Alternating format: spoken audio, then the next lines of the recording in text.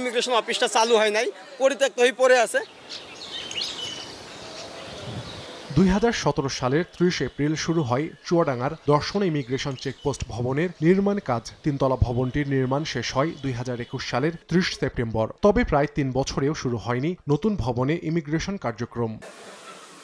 যাত্রী ও এলাকাবাসী জানান, ভবনটি দীর্ঘদিন পড়ে আছে, এতে নষ্ট হচ্ছে অনেক সরঞ্জাম। পাশেই কাস্টমস ভবনের সামনে দীর্ঘ সময় অপেক্ষা করে শেষ করতে হয় ইমিগ্রেশনের কাজ। অথচ নতুন ভবনে সব ধরনের যাত্রী সুবিধা থাকলেও মিলছে না কিছুই। কার্যক্রম এখনো চালু হয়নি, কিন্তু সে ঘর হয়েই পড়ে রয়েছে। ইমিগ্রেশন অফিসটা চালু হয় নাই, পরিত্যক্ত হয়ে পড়ে আছে। বসার কোনো জায়গা নাই, এখানে ওয়াশরুমের কোনো ব্যবস্থা নাই। ছোট একটা বিল্ডিং এ সবকিছু কার্যালয় হয়, এটা সবার জন্যই সমস্যা হয়। কাস্টমসের যে ছোট্ট ঘরটা আছে, এটা অনেক জনের অসুবিধা হয়। নতুন যে ভবনটা আছে এটা চালু হলে দ্রুত চালু হলে ভালো হয়। তবে গণপূর্ত বিভাগ ভবনটি সম্পূর্ণ ব্যবহার উপযোগী দাবি করলেও ইমিগ্রেশন পুলিশ বলছে কিছু কাজ এখনো বাকি।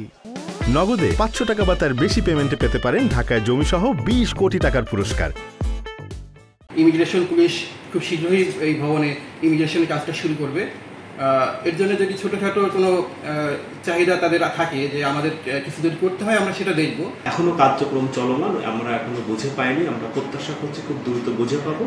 বুঝে পেলে আমাদের ইমিগ্রেশনের পুরো সেটআপটা নতুন বিল্ডিং এ চলে যাবে। গণপূর্ত বিভাগের তথ্য মতে দর্শনা ইমিগ্রেশন চেকপোস্ট ভবন নির্মাণে ব্যয় হয় প্রায় 3 কোটি 6 লাখ টাকা। দর্শনার জয়নগর চেকপোস্ট দিয়ে প্রতিদিন বাংলাদেশ ভারতে প্রায় 1000 পাসপোর্টধারী যাত্রী যাওয়া আসা করেন।